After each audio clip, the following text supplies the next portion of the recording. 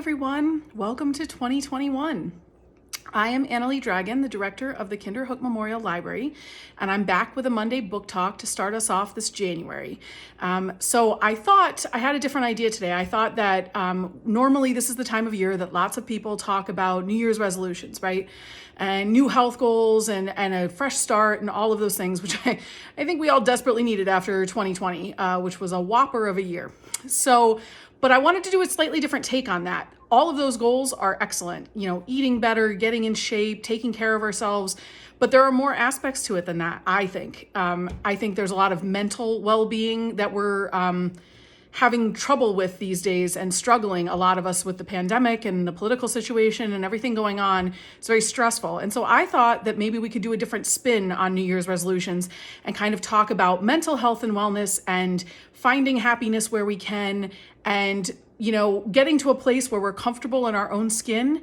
And that has proven to help people feel more happy in general. If you can be happy where you are, then as you work to improve, it's only further benefit. So I have some books that I want to talk about that I think help with those goals, or helped me with those goals when I read them. So what I'm going to do is I'm going to put up a cover of a book, and then we'll discuss the book, and then another cover and another book. And we'll go through them like that. So let's get started on our new journey for 2021. Okay, ready? Here we go.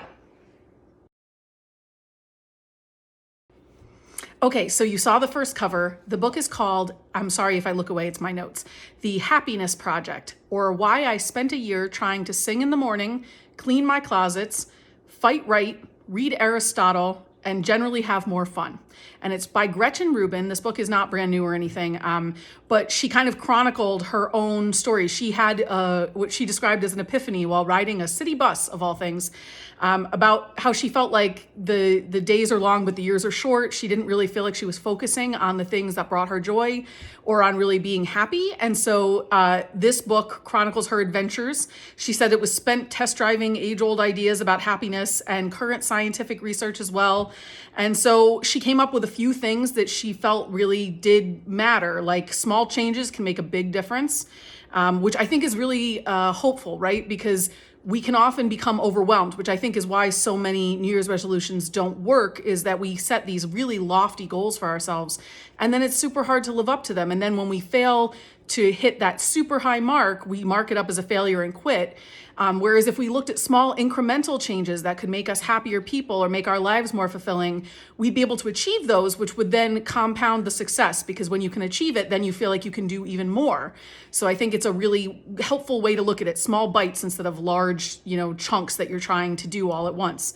And she found that money can help buy you happiness if it's spent wisely. So, for me, that's always been spending money on things like experiences as opposed to stuff. I think the materialistic stuff doesn't help, but if it can buy you experiences or time with your family and loved ones, those things can really make a difference in your overall happiness level. And then, that novelty and challenge are sources of happiness. So we need that something new, something challenging. And right now that's hard because we can't really do a lot of things. And so it's trying to find ways to change up your routine and take on a new challenge while being safe and secure and staying home and avoiding large social situations. So I think that this book, while it was not written at all during the pandemic, has a lot of advice that might be really helpful to somebody trying to become happier. And why is that not the best goal, right? Like, if we can be our happiest selves, even in this tough period, think about what we can do when this is over and what we will take from this moving forward, right? So The Happiness Project by Gretchen Rubin. Okay, next book. All right, so the next book is Eat, Pray, Love by Elizabeth Gilbert. Now, this is one that a lot of you probably read already. It was hugely popular years ago, and I think has a lot to offer, though. I couldn't talk a book talk about happiness and challenge and fulfillment without talking about Eat, Pray, Love. Elizabeth Gilbert had a crisis in her life. She was married. She was very unhappy. She didn't know how to get out of it. She felt stuck. And so she decided to, for those of you who don't know the story already, she decided to travel to 3 different places, to take a year and travel in 3 different places with a different goal in each place. So in Rome, she talked about the art of pleasure, eating, and the language and the beauty and the art around her. And then she went to India and stayed in an ashram for a while. And that was the art of devotion. She devoted herself herself fully to the practice, the spiritual practice that she was undertaking there. And then lastly, she ended her trip in Bali, where she looked at the art of balance, kind of balancing the two things. And I found this book exceedingly moving, having had a situation where I, in my life, was confronted with that, where I felt stuck and I didn't know what to do. And there is something really powerful about taking control in those situations. And it's also just a lot of fun to think about the travel that we can't do right now. I know I'm daydreaming a lot. And so I think this book, she's really vividly describes these places that sound so beautiful and so exotic. And it definitely gave me some bucket list ideas. So if you haven't read Eat, Pray, Love, even if you saw the movie, I didn't think the movie was that great. The book, though, is fantastic and I loved it. So Eat, Pray, Love by Elizabeth Gilbert. Okay, next book. Okay, so our next book is called Things No One Will Tell Fat Girls, a handbook for unapologetic living. And it's by Jess Baker, who is a body positivity speaker. She calls this book a body love party. And so this is sort of focused on the idea of meeting ourselves where we are and about loving ourselves the way that we are, without restriction, without apology. And that's something that's really difficult. I think in our society, in our culture, there's a lot of pressure put on us to look a certain way. And if we don't, we do a lot of beating ourselves up, which is something that all of my reading in Buddhist literature has taught me is a thief of joy. Comparison is the thief of joy, right? And so this is about finding your gifts and your beauty and your strength in your current self, in your current version. And that's why I loved it, because it spoke to, not everybody looks the same and not everybody should look the same. How boring would that be? And why do we hold ourselves to the impossible standards and goals that other people have? Being healthy and happy are super important, but that looks different for everybody. And so I found Jess Baker's, this was an audiobook. It's available on Hoopla through our system. And I found it really empowering to think about it that way and to try. I mean, it's a constant battle in my life to not think about those things so much, just my appearance or how my body looks. And I think during the pandemic, where we were all kind of stuck indoors, there are things that, you may not have been able to exercise as much as you want, or you may have found comfort in eating some food that wasn't the healthiest thing for you at the time. And this is about not beating yourself up over those choices and these seasons that we go through in our lives. So if she says that this book, if you have a body, if you're a person with a body, this book is for you. So she has some guest essayists. It's really full of wit and honesty, and it has a rallying spirit. So I think I found it really empowering in that way. And I hope that you will too, if you decide to pick it up. But don't think it's just for a certain kind of person. It's for anybody. And it's because we all, no matter how we look, we all struggle, right? Comparison is the thief of joy. And we struggle really hard when we compare ourselves to other people. And I think we all do that no matter how we look, from the top supermodel in the world down to regular everyday me. I think every one of us has these struggles. So it's very unifying and encouraging, and I really enjoyed it. So hope you will too. Okay, next book. Okay, so the next book has a similar sort of vibe to Jess Baker's book. It is called Shrill, Notes from a Loud Woman, and it's by Lindy West, who is a New York Times op-ed writer. She wrote for Jezebel and The Guardian, so she's a pretty prolific writer at this point and pretty well known. And I identified with this book immediately because of the title. I myself am a loud woman and have been told that often in my life. And not just in a volume kind of way, although I have that.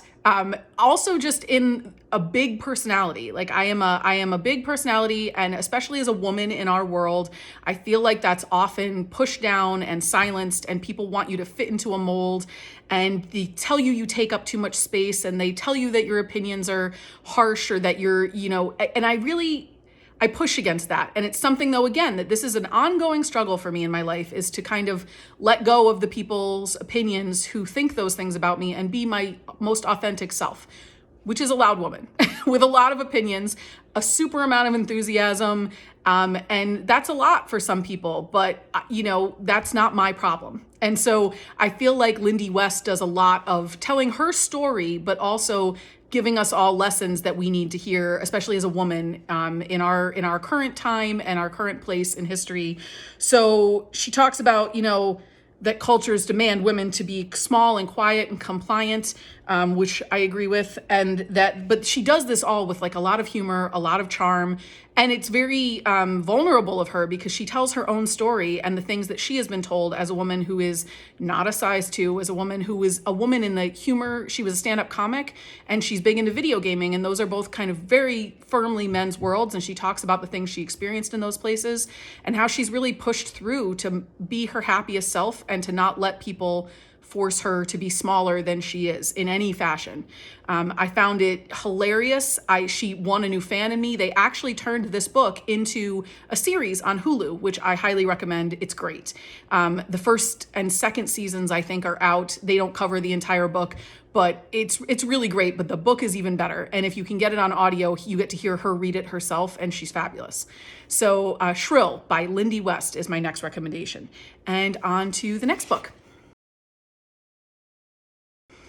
Okay, so this next book speaks to something that I have talked about on here before, which is my love of Buddhist philosophy and the things it has done for me. The next book is called Comfortable with Uncertainty, 108 Teachings on Cultivating Fearlessness and Compassion.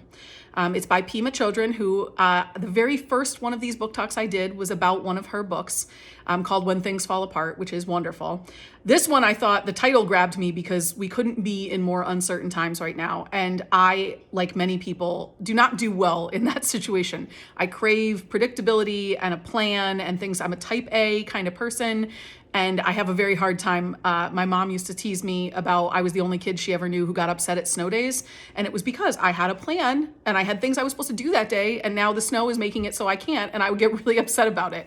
So this is a long running problem for me. And this book is great. It's short, standalone teaching. So it's not a big, long chapter book. It's a quick read. And you can read it in pieces. You could just read one thing a day if you wanted for 108 days. And they're only a page or two long. And they help us cultivate compassion and awareness amid challenges of daily living, including kindness, mindfulness, letting go, working with painful emotions. And the kindness is directed inward as well as outward. So that's part of the Buddhist teaching in it, is that you want to be kind to yourself. We are often much harsher critics of ourselves than we are of others. And so it's like putting a mirror and reflecting that kindness back to yourself and giving yourself the same grace that others would give you and that you give to other people. So Comfortable with Uncertainty by Pema Chodron. If you're looking for something a little more deep and you want to cultivate some mindfulness in this year, I think it's a great place to start. I can't say I'm comfortable with uncertainty yet, but it's a journey and we're working on it, right? So that's the first step, is the important part. Okay, last book. Okay, so I wanted to end on something that really touched me and I had a powerful connection to just from reading it. So the Moth, which is a live storytelling event that happens all over the world. They do them at coffee shops. They do them at large centers like performing arts centers. But basically the rules are that you show up, there's a theme, you tell a story. You're not allowed to have notes or anything written down, so it's off the cuff as you're feeling and speaking it. And so many wonderful storytellers have come out of this and so many great stories. So what the Moth did is they transcribed some of these stories and made a few books. And the one I wanted to talk about is The Moth Presents All These Wonders, True Stories About Facing the Unknown, which again, we're in the unknown, right? And we always are to some extent, but I think it feels more palpable this year than it usually does. So I liked that was the theme of this one. The editor is Catherine Burns. And so it comes from the Moth Radio Hour. It's live storytelling sessions that have been transcribed. This is a collection about risk, courage, and facing the unknown. There are some really big writers like Meg Wolitzer, comedians, Tig Notaro. These people have stories in here that they did, but there's also stories by people who are not famous. And they are talking about ventures into uncharted territory and how their lives are forever changed by what they find there. And there was just something very heartwarming and emotional about it in a way that I thought might be a nice way for some people to start off 2021. I think it hits on a lot of the themes we're discussing today and helps us connect with our inner selves. So I think it's a great book and I highly recommend it. And now I just want to say in closing that let's just focus not solely on the physical aspects of making a New Year's resolution. Let's really think about our inner selves this year and things that really matter. Because I think if nothing else, 2020 taught us what can be taken from us and how quickly things can change, and hopefully gives us a new appreciation for the things that we do have in our lives, and including ourselves and our own bodies and our own spirits. And so let's really do some inner reflection this year as opposed to just something superficial. If you're dieting and exercising, that's awesome, and I'm here for it. But also just, be kind to yourself and give yourself a break, and maybe pick up one of these cool books and think about how happy you are, what things are serving you, what things aren't, and do sort of an inventory that way. And hopefully it'll lead to a better year for all of us. Okay, so I'm going to put all of the covers up from these books again at the end, so you can just watch right through and you'll see them all again. They're all available in the system in one form or another. And if there's anything else I can do for you, let me know. We've expanded our hours in January, so we have more hours for appointments and for curbside pickup. Things change frequently, so check our website and our Facebook page for updates if anything is changing. And we are looking forward to seeing you and helping you through this next year. And hopefully we're going to see a return to normalcy at some point, which would be fantastic. We're thinking about you all and wishing you the best new year. Thanks so much. Bye, everyone.